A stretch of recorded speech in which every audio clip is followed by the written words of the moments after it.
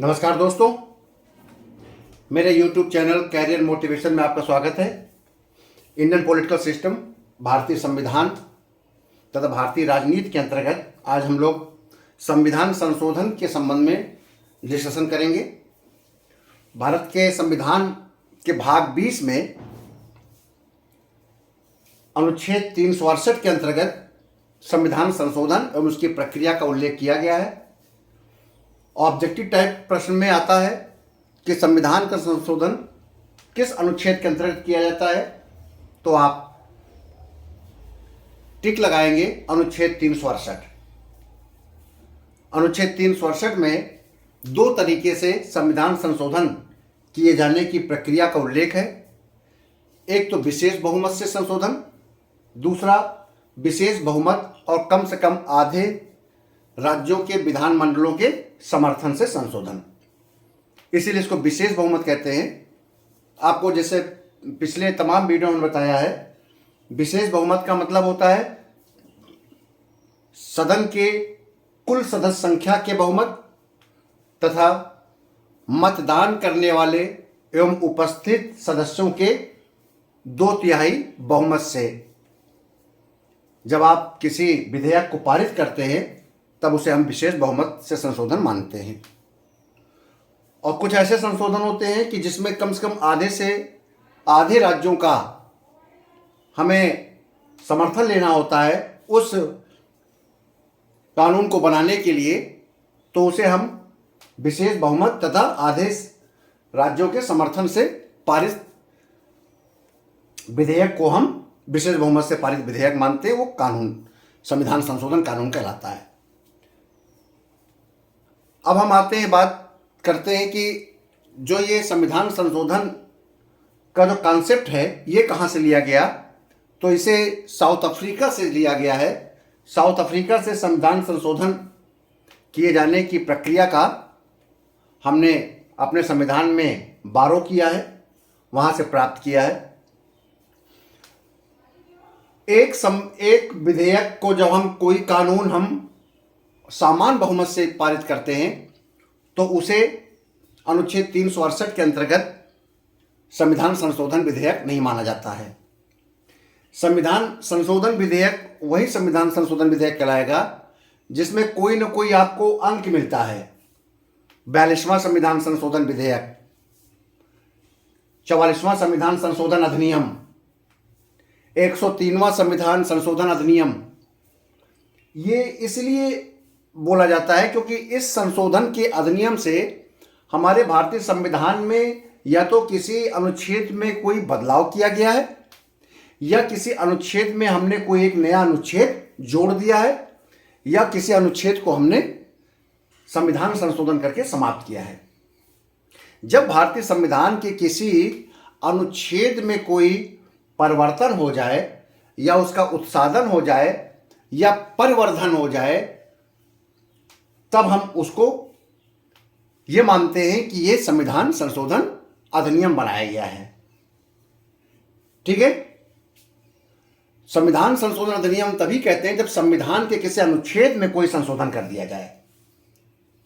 तो विशेष बहुमत से संशोधन अनुच्छेद 368 का पार्ट है। और आपको भी हमने बता दिया, विशेष बहुमत का तात्पर्य सदन की प्रत्येक सदन की कुल सदस्य संख्या के बहुमत एवं उपस्थित और मतदान करने वाले सदस्यों के 2/3 बहुमत से। ऐसे मान लीजिए राज्यसभा में 250 सदस्य हैं, तो 250 सदस्यों का बहुमत यानी कि कम से कम 126 सदस्य समर्थन में आने चाहिए, क्योंकि यहां पर टोटल सदस्य संख्या के बहुमत की बात कर रहा है, ना कि सामान्य बहुमत की बात कर रहा है। कुल सदस्य संख्या के बहुमत यानी कि अगर 250 राज्यसभा के सदस्य हैं तो 126 मत समर्थन में पड़ना चाहिए। और मान लीजिए कि 221 लोग वोट डालते हैं, तो 221 का आप 2/3 बहुमत जो आएगा उसके द्वारा उसका समर्थन होना चाहिए। मान लीजिए 221 है, तो 221 का 2/3 अगर हम करेंगे तो आपका 147 वोट, 147 मत उस विधेयक के समर्थन में पड़ना चाहिए। यानी कि कम से कम 126 सदस्य तो मत होने चाहिए टोटल सदस्य संख्या के, और यदि उपस्थित मतदान करने वाले सदस्यों के 2/3 बहुमत। अगर 221 सदस्यों ने वोट डाला है तो 147 सदस्य फेवर में होने चाहिए। दोनों चीजें जब पूर्ण हो जाता है तब इसको हम विशेष बहुमत से समर्थन संशोधन मानते हैं, और भारतीय संविधान के किसी न किसी अनुच्छेद में परिवर्तन होता है। अब आता है कि विशेष बहुमत और कम से कम आधे से अधिक राज्यों के विधानमंडलों का समर्थन। तो इस प्रक्रिया के द्वारा दोनों सदनों के द्वारा अपने सदस्य संख्या के बहुमत से एवं मतदान एवं उपस्थित सदस्य संख्या के 2/3 बहुमत से पारित करना पड़ेगा, और फिर हमारे देश के सभी राज्यों में वो एक्ट, वो कानून या विधेयक विभिन्न राज्यों में जाएगा और राज्य उस पर अपना समर्थन करेंगे। जब कम से कम आधे राज्य उस पर समर्थन कर देंगे, टोटल राज्यों में से जितने आधे राज्य होंगे, तब उसे राष्ट्रपति महोदय के समक्ष हस्ताक्षर के लिए, कंसेंट के लिए प्रस्तुत किया जाएगा, और कंसेंट प्राप्त करने के बाद वो अधिनियम, संविधान संशोधन अधिनियम बन जाएगा विशेष बहुमत और आधे से अधिक राज्यों के विधानमंडल समर्थन से। अब आती है कि विशेष बहुमत से संशोधन और विशेष बहुमत और कम से कम आधे से अधिक राज्यों के विधानमंडलों के समर्थन से संशोधन, क्यों ये दो प्रक्रियाएं क्यों की गई हैं? देखिए, जिसमें हमारा, आपको पता ही है कि हमारा देश एक परसंघी प्रणाली का देश है। केंद्र और राज्य से मिलकर, संघ और राज्यों से मिलकर हमारे देश का सृजन हुआ है। तो ऐसा कोई अनुच्छेद, ऐसा संविधान का कोई आर्टिकल जिससे राज्य और केंद्र दोनों प्रभावित होते हैं, तो ऐसे परिस्थितियों में हमको राज्यों का भी समर्थन लेना पड़ता है। जैसे आपने पढ़ा ही होगा कि 73वां और 74वां संविधान संशोधन 1991 में आया था, 92 में पारित किया गया था। तो इसमें कहा गया था कि इसमें आधे से अधिक राज्यों का समर्थन प्राप्त किया गया था। क्यों किया गया था?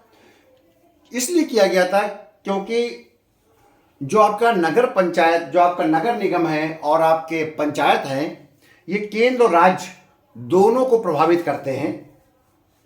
ये केवल संघीय प्रणाली का विषय था और शक्तियां केंद्र से क्षेत्र तक आनी थी राज्य से होते हुए, तो इससे केंद्र और राज्य दोनों को प्रभावित होना था। इसलिए इसको केंद्र ने संविधान संशोधन किया और राज्यों ने उसका समर्थन किया, क्योंकि उनको राज्यों के द्वारा उसका अनुपालन किया जाना था। ऐसे ही बहुत से संविधान संशोधन है। तो आप इसे कोई लिस्ट नहीं है कि संविधान में लिख दिया गया हो कि ये संविधान संशोधन हम विशेष बहुमत और राज्यों के समर्थन से करेंगे और ये संशोधन हम विशेष बहुमत से करेंगे। संविधान में कहीं इसकी सूची नहीं दी गई है। बल्कि जब भी बदलाव किया जाएगा, जब भी ऐसा कोई संशोधन किया जाएगा, तो हमको ये देखना पड़ेगा कि इसमें केवल संघ प्रभावित हो रहा है या राज्य भी प्रभावित हो रहे हैं। यदि संघ और राज्य दोनों मिलकर प्रभावित हो रहे हैं, तब आधे राज्यों का समर्थन आवश्यक होगा। जैसे आपको कोई ऑप्शन पेपर मिले तो आपको केवल यही देखना होगा कि इससे केवल केंद्र प्रभावित हो रहा है कि राज्य प्रभावित हो रहे हैं। ये दोनों प्रभावित हो रहे हैं तो आप तुरंत विशेष बहुमत और आधे से अधिक राज्यों के विधानमंडलों के समर्थन का उल्लेख करिएगा। जैसे राष्ट्रपति के निर्वाचन में आपको पता ही है कि लोकसभा, राज्यसभा के सदस्य भी वोट डालते हैं और राज्यों की विधान सभा के भी निर्वाचित सदस्य वोट डालते हैं। तो स्पष्ट है कि केंद्र भी प्रभावित हो रहा है और राज्य भी प्रभावित हो रहा है। यदि राष्ट्रपति के निर्वाचन और निर्वाचन प्रक्रिया में अगर हम कोई बदलाव करेंगे, जैसे हम बदलाव करेंगे अनुच्छेद 54 के बारे में, तो हमको न केवल विशेष बहुमत से प्रस्ताव विधेयक को पारित करना होगा, बल्कि विधेयक पारित होने के बाद आधे से अधिक राज्यों का या आधे राज्यों का समर्थन भी चाहिए होगा। ठीक है। अब आता है संघ की कार्यपालिका। संघ की कार्यपालिका शक्ति के विस्तार के बारे में हमको कोई बदलाव करना है तो संघ की कार्यपालिका शक्ति का विस्तार राज्यों में भी लागू होता है। संघ की कार्यपालिका संघ के आदेश राज्यों को ही पालन करना पड़ता है। तो संघ के कार्यपालिका में ऐसा आप कोई बदलाव करने जा रहे हैं जिससे राज्य भी प्रभावित होंगे तो आधे राज्यों का समर्थन भी हमको चाहिए होगा और विशेष बहुमत से प्रस्ताव पारित करना होगा। ऐसे ही संघ और राज्य की न्यायपालिका का भी प्रभाव केंद्र और राज्य दोनों पर प्रभाव पड़ता है। सुप्रीम कोर्ट के जो जजमेंट होते हैं वो राज्य और केंद्र दोनों प्रभावित करते हैं। 7वीं अनुसूची में 3 विषय हैं, केंद्र, राज्य और समवर्ती। अगर आप किसी सूची से कोई काम हटाकर किसी दूसरी सूची में डालेंगे तो केंद्र राज्य दोनों प्रभावित होंगे। इसलिए ऐसा अगर संशोधन हम कोई करेंगे 7वीं अनुसूची में तो हमको विशेष बहुमत और कम से कम आधे राज्यों के विधानमंडलों का समर्थन चाहिए होगा। यहां तक कि अनुच्छेद 368 जिस अनुच्छेद के द्वारा आप ये सभी संविधान के संशोधनों में परिवर्तन करने की ताकत मिलती है उसमें भी अगर कोई बदलाव करना है तो आपको विशेष बहुमत और राज्यों का समर्थन चाहिए होगा, क्योंकि अनुच्छेद 368 से तो पूरा संविधान जुड़ा हुआ है और इसमें कोई परिवर्तन हो सकता है अनुच्छेद 367 के द्वारा। तो ऐसे संशोधन में आपको राज्यों का समर्थन जरूरी होगा। ठीक है। और विशेष बहुमत से संशोधन के संबंध में कोई स्पष्ट सूची नहीं है, लेकिन मौलिक अधिकार में अगर परिवर्तन किया जा रहा है, प्रस्तावना में किया जा रहा है, नीति निर्देशक तत्वों में परिवर्तन किया जा रहा है तो ऐसे में आप विशेष बहुमत का ध्यान रखेंगे। अब एक तीसरा तरीका है संशोधन करने का, कानून बनाने का। हम उसको संशोधन नहीं बोलेंगे, कानून बनाने का तीसरा तरीका है। तो तीसरा तरीका जो सामान्य बहुमत से हम कानून बनाते हैं तो उसमें केवल उपस्थित और मतदान करने वाले सदस्यों के बहुमत से हमको विधेयक पारित करना होता है। उसमें यह भी नहीं है कि टोटल सदस्य संख्या के कम से कम आधे से अधिक सदस्य मत डालें, बल्कि यह है कि जितने सदस्य उस समय उपस्थित है सदन में उसमें से बहुमत के द्वारा उसका पारित कर दिया जाए। मान लीजिए अगर 550 सदस्य लोकसभा के हैं और 550 में ये जरूरी नहीं कि 226 सदस्यों के द्वारा समर्थन मत डाला जाए। यदि 550 या 545 की टोटल स्ट्रेंथ है लोकसभा की और मतदान के समय, विधेयक पर मतदान के समय, बिल पर मतदान के समय केवल 400 सदस्य सदन में उपस्थित हैं तो केवल 201 वोट की जरूरत ही पड़ेगी उस विधेयक को कानून बनाने के लिए। ठीक। इसका मतलब सामान्य बहुमत का मतलब है प्रत्येक सदन उपस्थित एवं मतदान करने वाले सदस्यों के सामान्य बहुमत से अगर कोई विधेयक को पारित कर देते हैं तो वह कानून बन जाएगा और उस कानून से संविधान का कोई संशोधन नहीं होगा बल्कि वो कानून बनेगा। कानून में क्या होगा? संघ में नए राज्यों का प्रवेश जैसे है, नए राज्यों का निर्माण, किसी क्षेत्र व नाम में परिवर्तन, नागरिकता, सांसद, राष्ट्रपति, उपराष्ट्रपति, न्यायाधीश के वेतन भत्ते, 5वीं, 6ठी, 8वीं अनुसूची में कोई बदलाव करना है, राज्य विधान परिषद का निर्माण या समाप्ति करना है, संसद की गणपूर्ति यानी कि कोरम की संख्या का निर्धारण करना है। तो ये सब सामान्य बहुमत से कानून बनाए जाते हैं। देखने में ये काफ़ी गंभीर दिख रहे होंगे संशोधन, लेकिन ये सामान्य बहुमत से हैं, इसलिए अब याद करके रखिएगा। नागरिकता में कोई परिवर्तन करना है, संवैधानिक अधिकारियों के वेतन भत्तों में कोई परिवर्तन करना है, 5वीं, 6ठी, 8वीं अनुसूची में कोई परिवर्तन करना है तो सामान्य बहुमत। अगर 7वीं अनुसूची में कोई परिवर्तन करना है तो विशेष बहुमत। न केवल विशेष बहुमत बल्कि आधे राज्यों का समर्थन भी। ठीक है। तो सामान्य बहुमत तब आप जब संसद में कानून बनाने की एक प्रक्रिया का उल्लेख होता है तब हम सामान्य बहुमत की बात करते हैं। तो आपके पेपर में अगर आता है अनुच्छेद 368 के अंतर्गत कितने प्रकार से संविधान संशोधन किया जाता है, तो 2 प्रकार से। एक है विशेष बहुमत, जिसमें सदन के टोटल सदस्य संख्या के कुल सदस्य संख्या के बहुमत से एवं उपस्थित एवं मतदान करने वाले सदस्य संख्या के 2/3 बहुमत से प्रस्ताव पारित करना होगा। और दूसरा है विशेष बहुमत और कम से कम आधे राज्यों का विधानमंडलों समर्थन। तो विशेष बहुमत से तो आप पारित करेंगे सदन के कुल सदस्य संख्या के बहुमत, उपस्थित और मतदान करने वाले सदस्य संख्या के 2/3 बहुमत, साथ ही साथ कम से कम आधे राज्यों का समर्थन भी चाहिए। विधेयक के द्वारा वहां पर प्रस्ताव जाएगा, वो बिल जाएगा जो पारित किया लोकसभा राज्यसभा ने, और विधानमंडल उसको ध्वनिमत से पारित करेंगे। तो इस प्रकार का परिवर्तन किया जा सकता है। अब बात आता है कि हम संविधान के किसी भी अनुच्छेद में 1 से लेकर 395 अनुच्छेद है, तो हम किसी भी अनुच्छेद में संशोधन कर सकते हैं, कोई दिक्कत नहीं है। लेकिन इसके संबंध में कुछ फंडामेंटल रूल्स निर्धारित किए गए। सुप्रीम कोर्ट के तमाम जजमेंट में अलग अलग समय पर निर्णय लिया गया। मिनर्वा मिल्स का एक मामला था,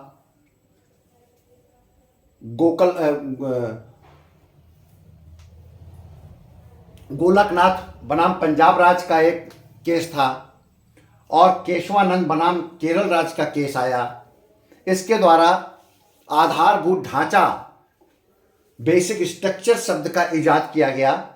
इस पर मैं एक अलग से वीडियो बनाऊंगा बेसिक स्ट्रक्चर पर, लेकिन चूंकि संविधान संशोधन और प्रक्रिया से जुड़ा हुआ विषय चल रहा है, इसलिए मैं यहाँ पर केवल इतना बता देता हूँ कि संविधान के अनुच्छेद 368 के अंतर्गत संविधान के किसी भी अनुच्छेद में बदलाव, परिवर्तन, उत्साधन किया जा सकता है, बशर्ते हमारे संविधान के मूलभूत ढांचे में परिवर्तन नहीं होना चाहिए। हमारे संविधान की आत्मा को ठेस नहीं पहुंचना चाहिए। हमारा संविधान को बनाने वाले नीति नियंता बुद्धिजीवियों ने जो सोचा था हमारे देश को जिस प्रकार से बनाने की, या जिस प्रकार से भारत को देखने की उनकी इच्छा थी, उनकी सोच में कोई ऐसा बदलाव नहीं आना चाहिए हमारे संशोधन के द्वारा।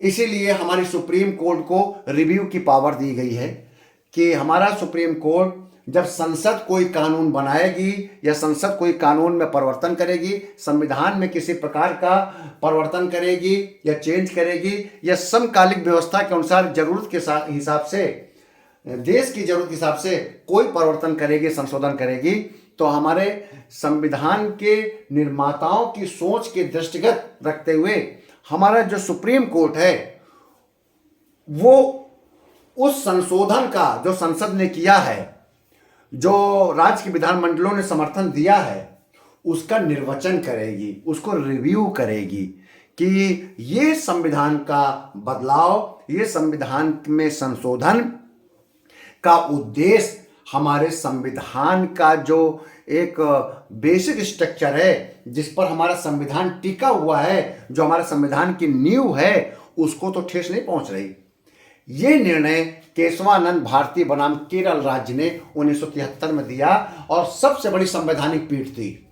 13 सुप्रीम कोर्ट के जज बैठकर इसको निर्णय सुनाया था, और 7-6 के बहुमत से सुनाया था। 7 पक्ष में गए, 6 विपक्ष में गए। जो सुप्रीम कोर्ट के उस समय चीफ जस्टिस साहब थे, सीकरी साहब थे, उनका निर्णय उनका जो निर्णय उन्होंने दिया, जो उन्होंने अपना निर्णय लिखा, वही अंतिम निर्णय हुआ, वही बहुमत का निर्णय हुआ।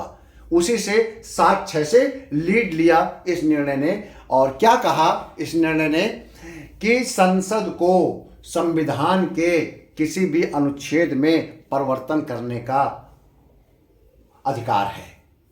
संसद सुप्रीम है, संसद सर्वोच्च है, संसद कानून बना सकती है, कोई कानून में संशोधन कर सकती है, संविधान के किसी अनुच्छेद में को डिलीट कर सकती है, समाप्त कर सकती है। लेकिन ध्यान रहे संसद का कोई भी निर्णय, संसद का कोई भी संशोधन, भारत के संविधान का कोई भी संशोधन जो संसद करती है वो संविधान के बेसिक स्ट्रक्चर में बदलाव न लाने वाला हो, उससे हमारे संविधान की मूलभूत ढांचा न ढह रहा हो। अगर ऐसा होता है तो सुप्रीम कोर्ट उसे रिव्यू करते हुए ऐसे बनाए गए कानून को, ऐसे परिवर्तन किए गए अनुच्छेद को सुप्रीम कोर्ट विधि शून्य कर सकती है, वॉइड कर सकती है, नल एंड वॉइड कर सकती है, अस्तित्व से हटा सकती है। क्योंकि सुप्रीम कोर्ट को हमारे संविधान ने रिव्यू की पावर दिया है, पुनरावलोकन की पावर दिया है। इसलिए यदि कभी भी संसद अगर चाहे कि सुप्रीम कोर्ट की पुनरावलोकन की शक्ति को समाप्त कर दे तो यह भी संभव नहीं है, क्योंकि सुप्रीम कोर्ट के इस शक्ति को हमारे संविधानविदों ने इसलिए दिया था कि संविधानविदों के द्वारा बनाया गया संविधान की सोच को जितना अच्छे तरीके से न्याय प्रणाली समझ सकती है और कोई नहीं समझ सकता। तो न्यायिक पुनरावलोकन, व्यक्ति गरिमा, निष्पक्ष निर्वाचन, एकता अखंडता, विधि का शासन, प्रसंगी ढांचा, गणतंत्रात्मक प्रजातंत्र स्वरूप, संविधान की सर्वोच्चता, संविधान की पद निरपेक्षता, ये सब समय समय पर सुप्रीम कोर्ट ने अपने न्याय निर्णय में इनको मूलभूत ढांचा माना है। अब बात आती है कि मूलभूत ढांचा की क्या कोई सूची है? सुप्रीम कोर्ट ने अपने तमाम जजमेंट में कहा कि मूलभूत ढांचे की कोई हम सूची प्रस्तुत नहीं कर सकते, कि केवल अगर इनमें केवल आप परिवर्तन नहीं करेंगे और इसके अलावा आप चाहें किसी और अनुच्छेद परिवर्तन कर लें। उन्होंने कहा ये हम सूची नहीं दे सकते, क्योंकि जब सुप्रीम कोर्ट के सामने कोई समस्या आएगी या कोई न्यायालय में विवाद आएगा, उस समय हम ये निर्णय लेंगे सुनवाई करते समय कि यह विषय संविधान का मूलभूत ढांचा है कि नहीं है। पहले से कोई सूची दिया जाना संभव नहीं है, लेकिन जो मैंने सामने सूची आपको उपलब्ध कराई है, ये विभिन्न न्याय निर्णयों में सुप्रीम कोर्ट ने इनको मूलभूत ढांचा माना है। ठीक है, तो मूलभूत ढांचा क्या है यह समय समय पर न्याय निर्णय के समय सुप्रीम कोर्ट स्पष्ट करेगा। यह सुप्रीम कोर्ट ने केशवानंद भारती बनाम केरल राज्य में बता दिया था। अगर आ जाए प्रश्न आपके कि basic structure of the constitution, संविधान का मूलभूत ढांचा के बारे में सर्वप्रथम किस मुकदमे में बताया गया था, तो आप केशवानंद भारती बनाम केरल राज्य बोलेंगे। सन आ जाएगा तो 1973 बोलेंगे। अनुच्छेद 368 के अंतर्गत अब तक लगभग 106 संशोधन हो चुके हैं और इसमें से सबसे बड़ा संशोधन 42वां संविधान संशोधन था। इसको कभी कभी लघु संविधान भी कहते हैं। इस 42वें संविधान संशोधन में बहुत से अनुच्छेदों में परिवर्तन किया गया था 1976 में, और इन्हीं 42वें संविधान संशोधनों को पलटते हुए 1978 में 44वां संविधान संशोधन अधिनियम लाया गया था, जो जनता पार्टी सरकार लाई थी। और 42वां संविधान संशोधन कांग्रेस सरकार 1976 में लाई थी। तो 42वें संविधान संशोधन को एक प्रकार का लघु संविधान भी कहते हैं, क्योंकि इसके अंतर्गत बहुत से अनुच्छेदों के संशोधन हुए थे। जब मैं अगले एक वीडियो में संविधान के जो महत्वपूर्ण संशोधन हैं 1 से लेकर 106 के बीच में जो महत्वपूर्ण संशोधन है, इनके बारे में चर्चा करूंगा और महत्वपूर्ण संशोधनों के बारे में आपसे डिस्कशन करूंगा। बहुत बहुत धन्यवाद।